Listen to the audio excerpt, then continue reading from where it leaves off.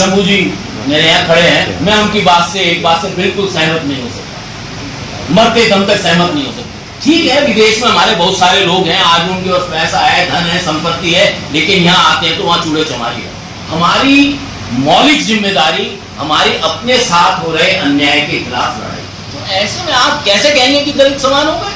आप कैसे कहेंगे कि आदिवासी बराबर हो गए?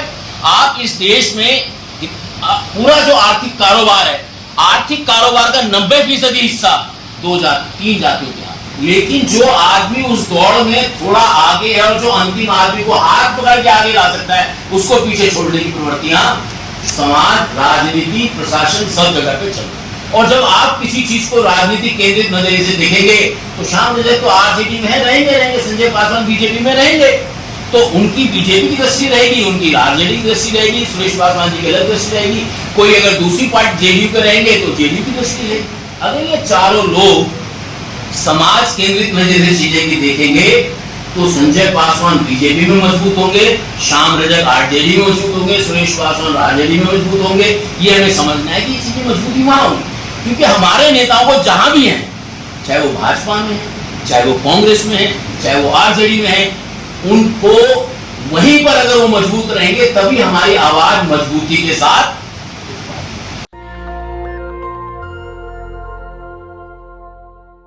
कुछ बातें आपके सामने रखना चाहता हूं और मैं कुछ बातें जो देश और दुनिया में चल रही हैं, खास तौर से जिससे हमारे समाज को, दलित समाज को चिंतित और विचारवान होना चाहिए, उस पर कुछ बातें मैं आपके साथ जरूर साझा करूंगा। समय का थोड़ा अभाव है तो मैं बहुत ज़्यादा लंबा नहीं खींचूंगा, लेकिन मैं कुछ बातें जो सब साथियों ने, संजय जी ने मुझको कहा था कि जो तमाम लोग बोलेंगे उनके बारे में उन्होंने क्या क्या कहा है, उसको भी एक बार थोड़ा सा रेखांकित कर दें, जिससे कि आप लोगों को भी चीज़ों को समाप्त करने में आसानी हो जाए। और फिर मैं जो है, मैंने सब लोगों ने जो कहा है, उन सब व्यक्तियों की मैंने नोट किया है, किसने क्या क्या कहा है, और मैं कोशिश करूँगा कि शायद कुछ लिखकर मैं संजय जी को आप सब लोगों के साथ शेयर कर दूँ।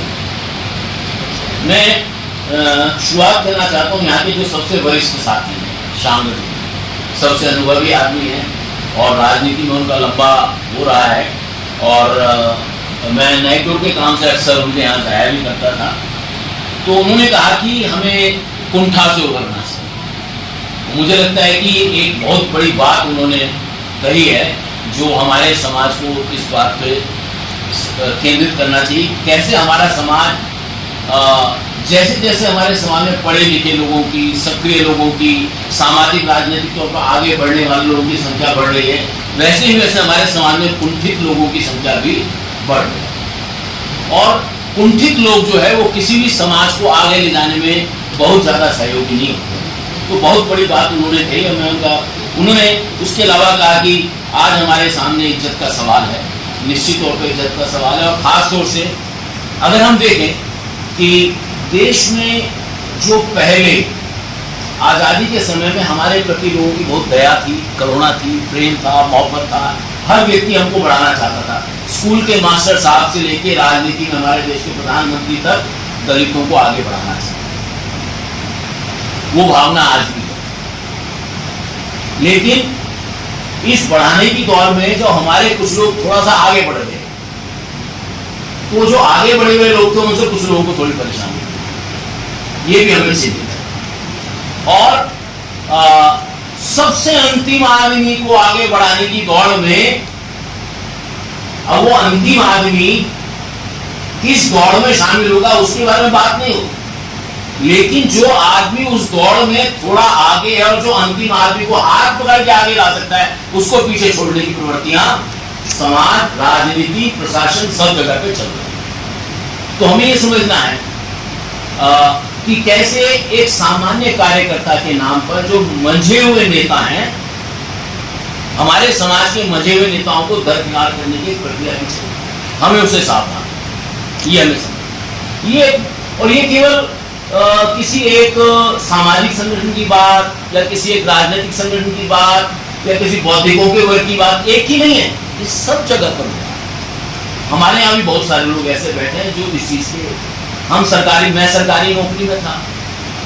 आजकल सरकारी नौकरी में आपको पता है कि हमारे यहाँ इंडियन एडमिनिस्ट्रेटिव सर्विस है, इंडियन फॉरेन सर्विस है, इंडियन पुलिस सर्विस है। और लंबे समय से, क्योंकि ये माना जाता था कि इंडियन एडमिनिस्ट्रेटिव सर्विस में जो लोग आते हैं वो उनको प्रशिक्षण इस हिसाब से होता है कि उनको प्रशासन में आगे ले जाने के लिए, क्योंकि उनको तैयारी इस बात के लिए किया जाता है कि देश की सर्वोच्च पद पर पहुंचने पे वो काम कर सके। लेकिन इस दौर में पिछले कुछ सालों में चीजें परिवर्तन हुई हैं। अब उनकी जगह को ये बात ही सही हो रहा है, कुछ IRS भी आगे आ रहे हैं, कोई RTS वाले लोग बढ़ रहे हैं। तो ये हमें समझना है कि कुछ परिवर्तन आ रहे हैं, उनको हमें चिन्हित करने की जरूरत है। तो ये श्याम रजक जी ने जो कहा था, मैंने उसका, राजवंशी जी ने कहा कि हमारा ट्रेड यूनियन मूवमेंट, जमीन का मुद्दा, और उन्होंने ये बात बहुत अच्छे तरीके से चिन्हित की कि सरकारी योजनाओं को हमारे पास कैसे फायदा हो। निश्चित तौर पर हमारे समाज में कोई सरकार ऐसी नहीं है, कोई प्रशासन ऐसा नहीं है जिसमें अनुसूचित जाति जनजाति के लोग मंत्री या ओहदे पर नहीं। लेकिन इस सारी स्थिति के बावजूद उन तमाम योजनाओं का फायदा हम तक क्यों नहीं पहुंच रहा है जिनका फायदा हमारे लोग पहुंचाना चाहिए। ये आज हमारे सामने एक बड़ा सवाल है। शायद इसका एक बड़ा सवाल इस वजह से भी है कि क्या हम अपने आप को उस ढांचे के बीच में रख के सोच पा रहे हैं जो हम हमारे लास्ट के व्यक्ति को, जिसको आज के समय में कहा जाता है कि अंत्योदय कहा जाता है, गांधी जी के अंतिम व्यक्ति कहा जाता है, उस तक पहुंचाने की जरिया हो। और साथ जो है शंभू जी मेरे यहाँ खड़े हैं, मैं उनकी एक बात से बिल्कुल सहमत नहीं हो सकता, मरते दम तक सहमत नहीं हो सकता कि देश का दलित जो है ब्राह्मणों के बराबर पहुंच गया है या अगली जातियों के बराबर पहुंच गया है। ये एक बहुत धूर्ततापूर्ण सेंटेंस है, क्योंकि भारत का संविधान ये कहता है कि दलित और आदिवासी अगर बाकी समाज के समान पहुंच जाएंगे, उनके प्रति जो सकारात्मक नीतियां उसको खत्म कर दो।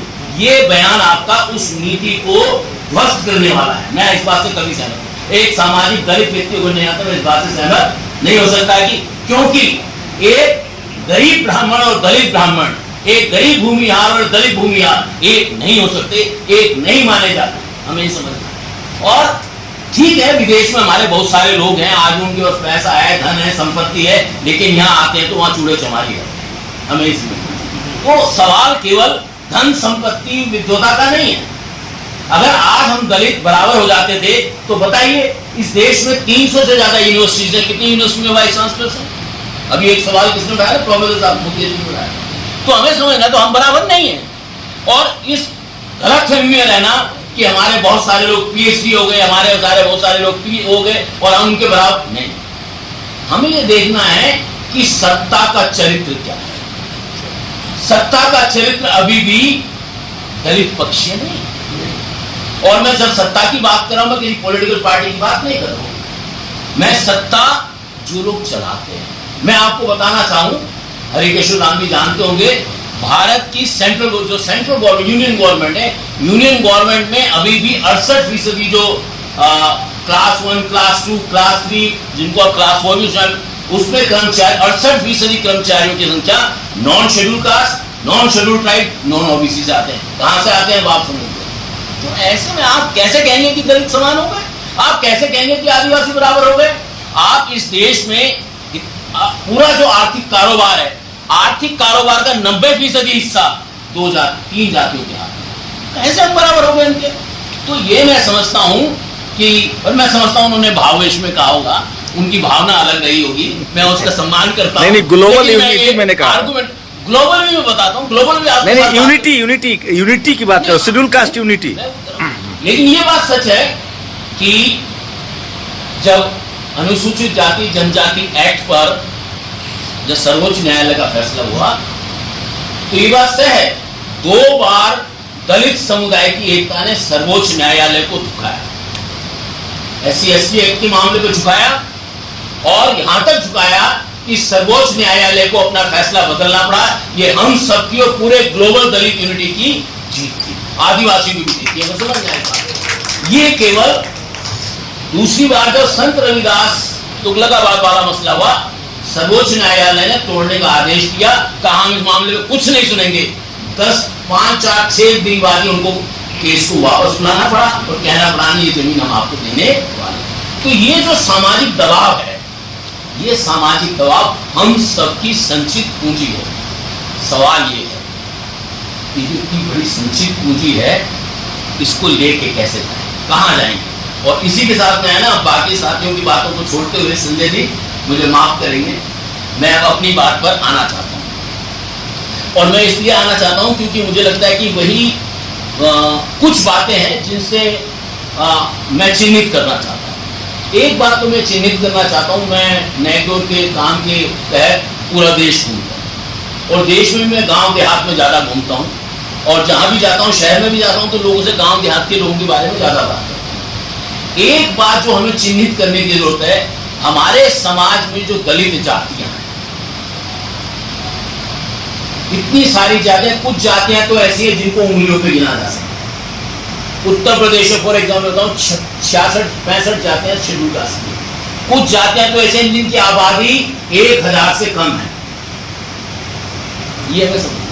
तो लेकिन हमारे समाज में धारणा बनी है और एक धारणा बनाई जाती है कि इन जातियों के साथ अन्याय हो रहा है, इन जातियों के साथ ऐसा हो रहा है, इन जातियों के साथ। हमें ये समझना है कि हमारे समाज में जो एक्स अनटचेबल जातियां हैं, वो सब अपने विकास के अलग अलग दौर में हैं। अपने विकास के सामाजिक दौर में अलग है, अपने विकास के राजनीतिक दौर में अलग है, कारोबार, आर्थिक, धन संपत्ति में अलग है। लेकिन हमारे पास उन जातियों के विकास के दौर की कोई तथ्यात्मक जानकारी सामाजिक कार्यकर्ताओं के पास, राजनीतिक नेताओं के पास, नीति निर्धारक लोगों के पास, किसी के पास नहीं। हालांकि जो रजिस्ट्रार जनरल ऑफ इंडिया है वो डेटा इकट्ठा करता है, लेकिन वो डेटा हमारे तक पहुंचता है। तो मुझे लगता है कि हमें ये समझना है, तो हम लोगों ने नैकडोर के तौर पर, और मैं आप सब लोगों से भी ये कहना चाहता हूँ, हम लोगों को एक ऐसा डेटा आर्किटेक्चर बनाना चाहिए जहां हम तथ्य और मिथक को अलग कर सकें, मिथ्स एंड रियलिटीज को अलग कर सकें। दलितों की अपने बारे में, दलित समाज की अपने समाज के बारे में बहुत सारे मिथक हैं। जैसे भी एक मिथक तो यही निकल कर आया जब डोम साहब ने कहा कि डोम समाज का कोई वो नहीं। उन्होंने कहा कि डोम समाज 20 साल वो मेंबर ऑफ पार्लियामेंट था, हमारे पास जानकारी नहीं है, हमारे पास जानकारी नहीं है, तो और वो पॉलिट ब्यूरो के मेंबर भी है। ऐसे बहुत सारे मिथक हमारे समाज के बीच में हैं, लेकिन इन मिथकों को तोड़ने के लिए जिम्मेदारी हमारे बौद्धिक समाज के पास है। लेकिन क्या दलित समाज का बौद्धिक समाज इस बात के लिए तैयार है? क्या हमारे जो प्रोफेसर्स हैं, हमारे जो टीचर्स हैं, हमारे जो इंटेलेक्चुअल्स हैं, क्या वो देख रहे हैं देश की नीतियों को आंकड़े के नजरिए से देख रहे हैं, उनके प्रगति के नजरिए से देख रहे हैं? क्या वो देख पा रहे हैं कि देश में जो सामाजिक, आर्थिक, राजनीतिक बदलाव आ रहे हैं, उन राजनीतिक बदलाव का 10 साल बाद हमारे समाज पे क्या असर होने वाला है? हमें ये समझना है। एक चीज और जो मैं चिन्हित करना, हमारे समाज की जो प्रवृत्ति है, हम पूरे समाज का बोझ अपने कंधे पे लेना चाहते हैं। जो भी दलित, जो भी पीड़ित है, जो भी उत्पीड़ित है, जो भी अन्याय का शिकार है, सब हमारे सिर पे सवार है, वो सब दलितों के सिर पे सवार है। दलित सोचता है उसके बिना इस देश में कुछ हो नहीं सकता, अन्याय की लड़ाई लड़ने का ठेका उसी के पास। मैं उस मामले में बाबा साहब डॉक्टर अम्बेडकर की बात आपको याद दिलाना चाहता हूं। डॉक्टर अम्बेडकर के जमाने में वो परिस्थिति आती, देश में बहुत सारे अन्याय के लोग, सारी जातियां अन्याय की शिकार थी, नॉन ब्राह्मण सारे अन्याय के शिकार थे, नॉन ब्राह्मण का बहुत बड़ा मूवमेंट था। लेकिन डॉक्टर अम्बेडकर ने तय किया, भाई मेरा कंधा तो कमजोर है, मैं तो केवल अपने समाज की बात करूं, मैं तो केवल दलित या अनटचेबल समाज की बात करूं। मैं दलितों के साथ, मेरा अनुभव ये कहता है, मैं निवेदन ये करना चाहता हूं, दूसरों का बोझ उठाना बंद कर दीजिए, पिछड़ों की जिम्मेदारी पिछड़ों के कंधे पे डाल दीजिए। वो रहे, बचे, जिंदा रहे, मरे, उनकी जिम्मेदारी, उनके नेताओं की जिम्मेदारी, हमारी जिम्मेदारी नहीं हो सकती। हमें ये समझ, क्योंकि हमारा खुद का इतना बोझ है, उसको उठा नहीं पा रहे। हमारे 25 करोड़ की शेड्यूल कास्ट की आबादी है, उनके लोगों की आवाज को, उसके न्याय की आवाज को उठा नहीं पा रहे हैं। दूसरों की आवाज उठा क्या करेंगे? और दूसरों की आवाज उठाने के चक्कर में हमारा उनके साथ मतभेद हो रहा है, जो गेहूं के साथ हमें भी पीसते हैं। हमें बचना चाहिए इससे। तो हमें हमारे किसी के साथ अन्याय हो रहा है, हम उनके साथ खड़े हो सकते हैं, लेकिन हमारी मौलिक जिम्मेदारी हमारी अपने साथ हो रहे अन्याय के खिलाफ लड़ाई और उस अन्याय से लड़ने के तौर तरीके ढूंढने की। तो ये बात मैं कहना चाहता कि पूरी दुनिया का बोझ अपने कंधे पे ना उठाए, अपने समाज का बोझ कंधे पे उठाए। अगर उसके साथ न्याय हो जाएगा तो आप देश के 25 करोड़ लोगों के साथ न्याय करवा पाएंगे। 25 करोड़ अगर 25 करोड़ अन्याय से उबर गए तो इस देश में 50 करोड़ लोग भी अन्याय के शिकार नहीं रहेंगे, वो भी आपको देखा देखी अपने आप उबर जाएंगे। ये हमको मानना है। एक बात मैं दूसरा मैं ये कहना चाहता था कि हमें एक दूसरी चीज है हमारे यहाँ, और मैं उसको संजय जी के साथ में पिछले 3 दिन जब था यहाँ पर आ गया था, मैं बातचीत कर रहा था, लेकिन एक बात मैं आपके निगाह में लाना, सबके निगाह में लाना चाहता हूँ कि हमारा जो नज़रिया है, हमारा ज़्यादातर लोगों का नज़रिया, और इसमें मेरा थोड़ा राजनेताओं से भी थोड़ा सा मतभेद है, और मैं बहुत पोलाइटली, बहुत विनम्रता से उस बात को रखना चाहता हूँ कि दलित राजनीति की असफलता कहाँ है या दलित नेताओं की असफलता कहाँ, ये हमें समझना है। हुआ क्या है कि और दलित समाज, अगर दलित नेता असफल हो रहा है, हमें समझना है ये दलित नेता की असफलता नहीं, ये दलित समाज की असफलता, ये हमें समझना है। अगर हमारा नेता परफॉर्म नहीं कर पा रहा है तो हमारी जिम्मेदारी है कि हमारा नेता परफॉर्म नहीं कर पा रहा है, हमारी जिम्मेदारी है। उसकी जिम्मेदारी, उसका वजह क्या है? उसकी वजह, एक बहुत बड़ी वजह यह है कि हम जो है अपनी सारी प्रक्रियाओं को समाज केंद्रित बनाने की बजाय समाज की सारी प्रक्रियाओं को, चाहे हमारा जैसे समाज है, सरकार है, नीतियां हैं, न्याय है, अर्थव्यवस्था है, संस्कृति है, ये तमाम चीजें ऐसी है, हम इन चीजों को समाज केंद्रित नजरिए से देखने की बजाय हम उसको राजनीतिक केंद्रित नजरिए से देखते हैं। और जब आप किसी चीज को राजनीतिक केंद्रित नजरिए से देखेंगे तो शाम रजक तो आरजेडी में रहेंगे, संजय पासवान बीजेपी में रहेंगे, तो उनकी बीजेपी की दृष्टि रहेगी, उनकी आरजेडी की दृष्टि रहेगी, सुरेश पासवान जी की अलग दृष्टि रहेगी, कोई अगर दूसरी पार्टी जेडीयू पे रहेंगे तो जेडीयू की दृष्टि रहेगी। लेकिन अगर ये चारों लोग समाज केंद्रित नजरिए से चीजें की देखेंगे तो संजय पासवान बीजेपी में मजबूत होंगे, श्याम रजक आरजेडी में मजबूत होंगे, सुरेश पासवान आरजेडी में मजबूत होंगे। ये हमें समझना है कि ये चीजें मजबूती वहां होगी, क्योंकि हमारे नेताओं को जहां भी हैं, चाहे वो भाजपा में है, चाहे वो कांग्रेस में है, चाहे वो आरजेडी में है, उनको वहीं पर अगर वो मजबूत रहेंगे तभी हमारी आवाज मजबूती के साथ। हम क्या कोशिश करते हैं, नहीं नहीं नहीं, अरे ये क्या संजय पासवान क्या करते रहते हैं, कुछ ये करते रहते हैं, वो करते रहते हैं, और हम तो, हमारा तो थोड़ा सा नजरिया थोड़ा सा नीला है, चश्मा थोड़ा नीला कर लेना चाहिए। अरे भाई, मैं ये कहना चाहता हूँ कि ये राजनीति की दुनिया तो सतरंगी ही रहेगी, डेमोक्रेसी है और इसको सतरंगी ही रहने दो। आप ये देखिए, इस सतरंगी कलर में आपके समाज का कलर उसमें आ रहा है, नहीं आ रहा। आप अपने समाज के रंग को बचाइए, उसमें आप अपने समाज का रंग उनके पास थोपिए, तो हमारी चीज आगे बढ़े। तो मैं ये कहना चाहता था कि हम चीजों को समाज के नजरिए से देखना शुरू करें, नीतियों को समाज के नजरिए से देखना शुरू करें, हम अपने सांसदों को समाज के नजरिए से देखना शुरू करें, अपने नेताओं को, किसी भी पार्टियों को समाज के नजरिए, समाज को वो क्या कंट्रीब्यूट कर रहे हैं। अगर नहीं कर पा रहे हैं तो हम क्या उनको, कैसे उनके साथ काम करें कि वो समाज के लिए काम कर पाए। ये मैं एक बात कहना चाहता था।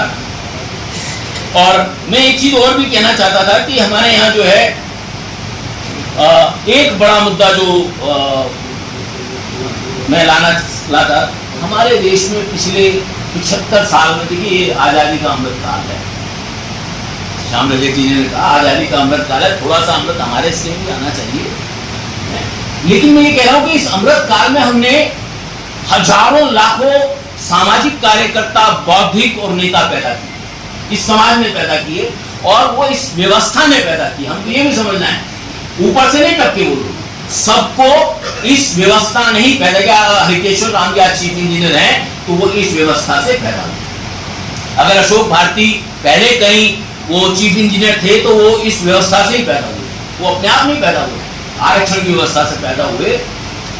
लेकिन हमारे सामने सवाल ये है कि जो इतनी हजारों की संख्या में हमारे पास बौद्धिक पैदा हो गए, कार्यकर्ता पैदा हो गए, अब इनको आगे ले जाने के विकल्प क्या, ये कहाँ जाएंगे, इनको सस्टेन करने का तरीका क्या है हमारे पास?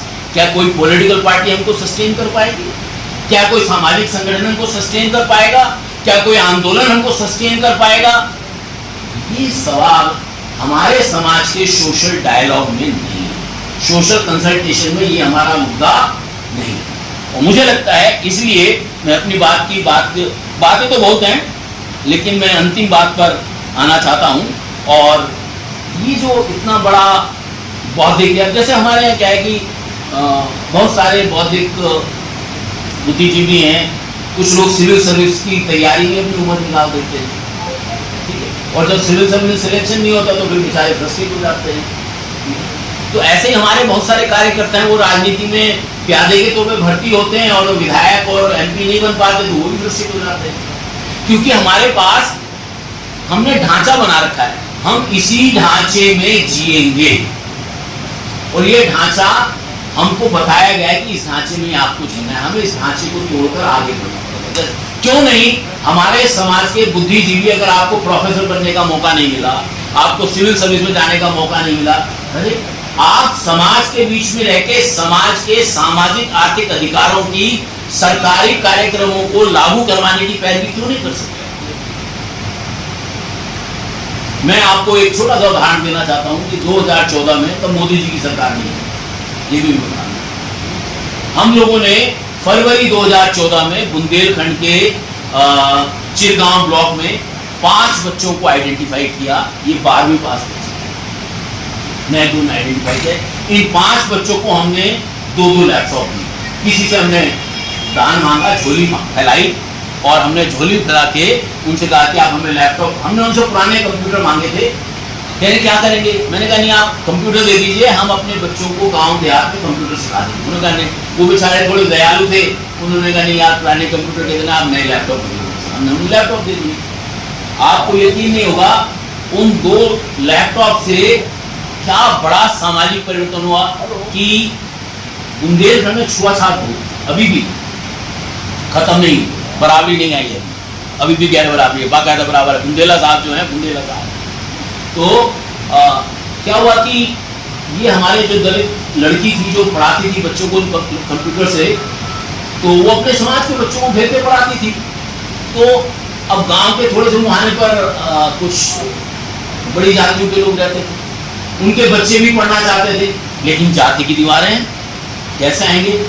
तो अब अगर हमारी लड़की उनको प्रोत्साहित करेगी पढ़ने की तो फिर उनको जाति, उनको मारपीट उनके साथ होगी।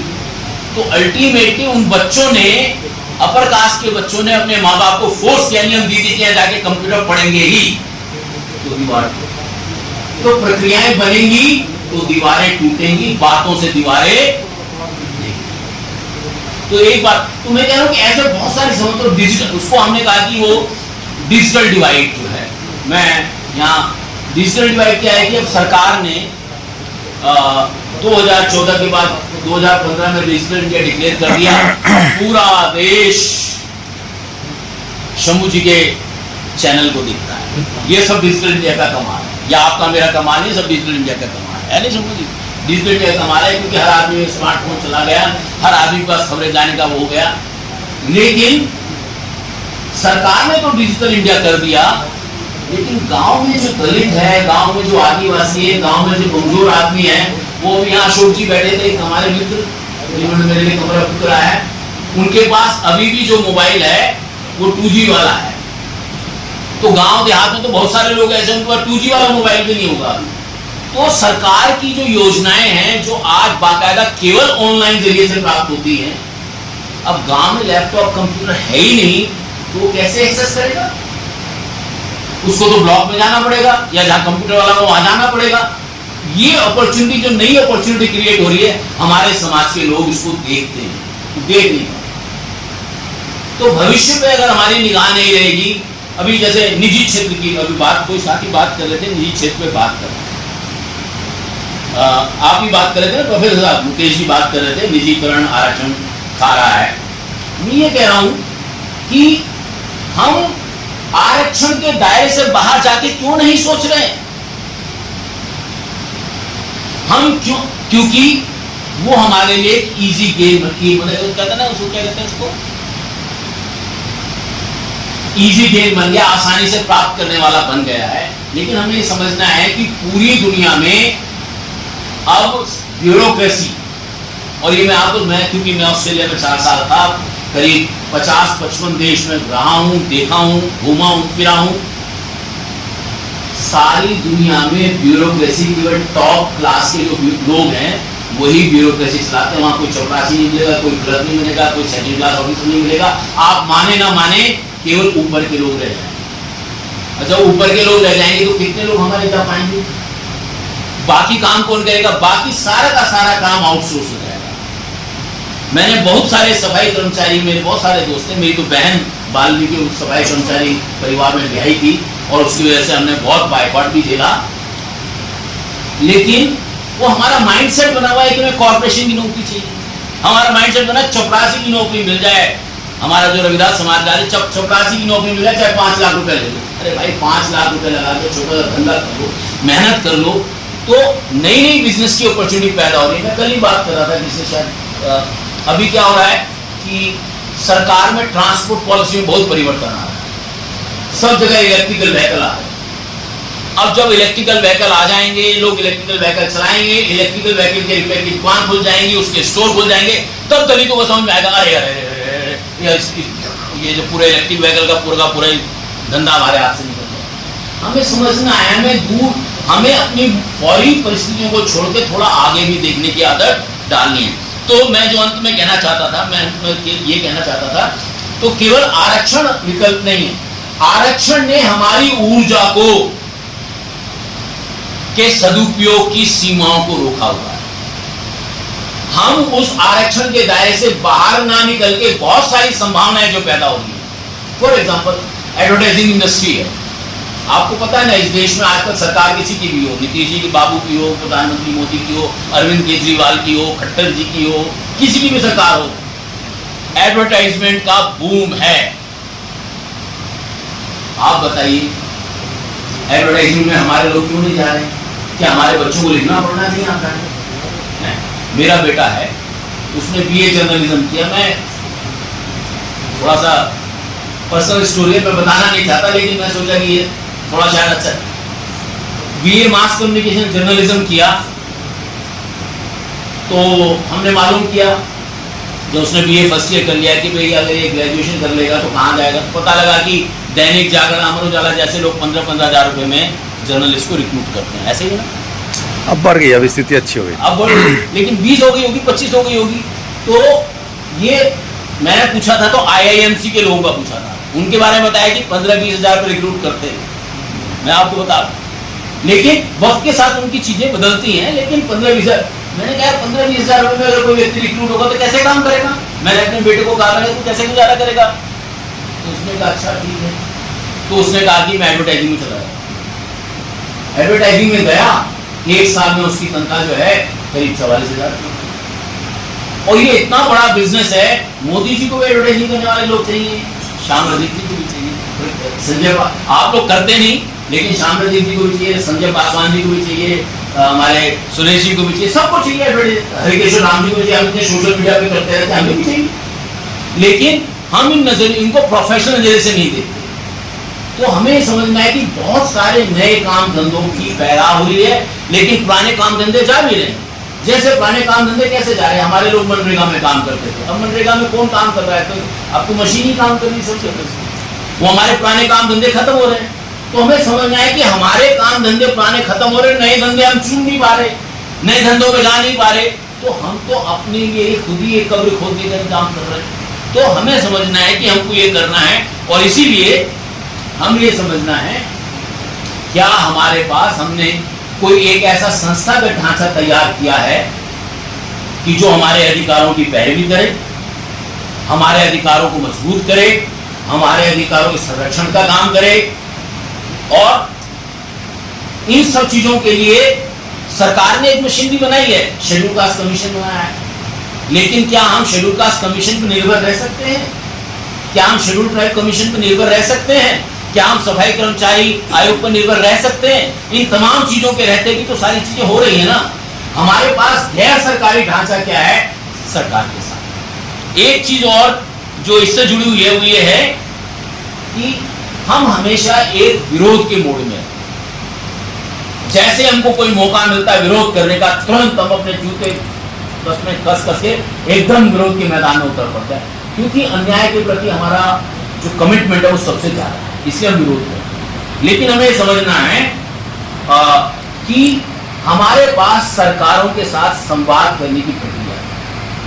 अब 2 अप्रैल के बारे में बात हो रही थी, मैं आपको बताना चाहता हूँ, क्योंकि बहुत सारी 2 अप्रैल का जो भारत बंद हुआ, पूरे देश में सब लोगों ने मिलकर उसको सफल किया।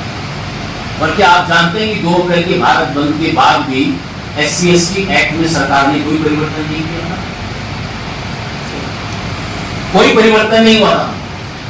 उस SC एक्ट, अगर मान लीजिए 2 अप्रैल का भारत बंद वहीं पर रह जाता था तो SC एक्ट में कोई परिवर्तन नहीं होता था। सुप्रीम कोर्ट उसको वापस लेने वाला, उस बात को लेके दोबारा एक प्रक्रिया बनाई गई और नैकडोर का उसमें नाम आया। बदनामी ज्यादा नहीं, सरकार की तरफ से बदनामी मिली, समाज की तरफ से नाम मिला नहीं, ठीक है। तो नैकडोर ने प्रक्रिया बनाई कि 9 अगस्त 2018 को दोबारा भारत बंद करेंगे। सरकार ने पार्लियामेंट के सेशन के तहत मानसून सेशन में अगर एक्ट में परिवर्तन नहीं किया, हम दोबारा भारत बंद करेंगे। और उसको लेकर फिर हमने तमाम पॉलिटिकल पार्टियों से मीटिंग की, रामविलास पासवान जी से मीटिंग तक वो जुड़ा थे। तो अल्टीमेटली सरकार ने उसको पार्लियामेंट सेशन खत्म होने से पहले वो परिवर्तन उन्होंने किए। तो हमें समझना है कि आंदोलन एक चीज है, लेकिन आंदोलन को सफल बनाने के लिए आपके पास अगर कोई इंस्टीट्यूशनल मशीनरी नहीं है, आपके पास विचार एक चीज है, लेकिन विचार को आगे ले जाने के लिए अगर आपके पास इंस्टीट्यूशनल मशीनरी नहीं है, आपके पास बहुत नए नए आइडिया हो सकते हैं, बिजनेस के आइडिया, लेकिन अगर इंस्टीट्यूशनल मशीनरी नहीं है तो हम चीजों को आगे ले जा नहीं सकते। इसलिए मेरा आपसे निवेदन है, हमें ये समझना है कि हमारे पास सामाजिक और नॉन गवर्नमेंट सेक्टर में इंस्टीट्यूशंस की कमी है। असल में हुआ क्या है पिछले कुछ दिनों में, और यहां से मैं अपनी बात खत्म करूंगा, कि हम नेताओं, हमारे नेता इंडिपेंडेंटली काम करते रहे, हमारा समाज इंडिपेंडेंटली काम करता रहा, दोनों के बीच में केवल इमोशनल अटैचमेंट रहा। अब सवाल ये है कि हमारे जो हरकेश्वर राम जी जैसे जो प्रतिबद्ध काम करने वाले इंजीनियर हैं, जो बिहार में जगह जगह जाके काम करते हैं, और बहुत सारे साथी हैं, तो हमको ये समझना है कि जो सामाजिक तौर पर लोग जो काम करते हैं और नेता जो अपने लेवल पे काम करते हैं, इनके बीच में संवाद की एक इंस्टीट्यूशनल मैकेनिज्म कैसे है। और हम किसी को बदले नहीं ना, हम, मेरा निवेदन ये है कि जब आप इंस्टीट्यूशनल मशीनरी बनाएं तो आप श्याम रजक जी को अपनी पॉलिटिकल पार्टी में ले जाने के लिए ना बनाएं, या जो संजय पासवान जी को कोई अपनी पार्टी में ले जाने के लिए इंस्टीट्यूशनल मशीनरी ना बनाए। जो काम कर रहा है ये फैसला उसके ऊपर छोड़ दीजिए कि वो किस विचारधारा के साथ है, किस पार्टी के साथ है, किस मुहिम के साथ, ये उनके ऊपर छोड़ दीजिए। लेकिन समाज के व्यक्ति के तौर पर हमको ऐसी इंस्टीट्यूशनल मशीनरी जरूर बनानी चाहिए कि हम अपनी बातें दिल खोल के समाज के तौर पर एक दूसरे के साथ साझा कर सकें, एक दूसरे की पीड़ा में, उत्पीड़न में, परेशानी में एक दूसरे की सपोर्ट कर सकें। और मैं ये बताना चाहता हूँ आखिर में कि रोमांटिसिज्म से बचना चाहिए। आजकल बहुत सारे लोग जो हैं सबसे कमजोर व्यक्ति को हमारा सबसे ताकतवर नेता बनाना चाहिए, ये होगा। अगर हरिकेश्वर राम जी के चपरासी को, मैं माफी चाहता हूँ उनके, हरिकेश्वर राम जी के चपरासी को अगर वो हरिकेश्वर राम जी के बरस खड़ा करना चाहेगा, मैं तो उसको स्वीकार करने वाला नहीं हूं, चाहे मेरे घर में पैदा हुआ मिला हो। क्योंकि हमें मजे हुए व्यक्ति चाहिए जो हमारे समाज का नेतृत्व करें। हमें नए व्यक्ति से गुरेज नहीं है, लेकिन नए व्यक्ति को थोड़ा सीखने दीजिए, उसको प्रोत्साहन दीजिए, उसको बढ़ावा दीजिए। लेकिन अगर हमारा कोई पुराना अनुभवी व्यक्ति बैठा है, उसके सर के ऊपर किसी नए व्यक्ति को लाएंगे तो हम उसको स्वीकार करने वाले नहीं है। जय भीम, जय भारत। नेशनल दस्तक की आपसे गुजारिश है कि अगर इसको बचाना चाहते हैं तो नेशनल दस्तक को सब्सक्राइब करने के लिए रेड कलर के सब्सक्राइब बटन को दबाएं, फिर बेल आइकन की घंटी दबाएं। नेशनल दस्तक को बचाने के लिए बहुत जरूरी है कि हर खबर को शेयर करें, लाइक करें, कमेंट जरूर करें।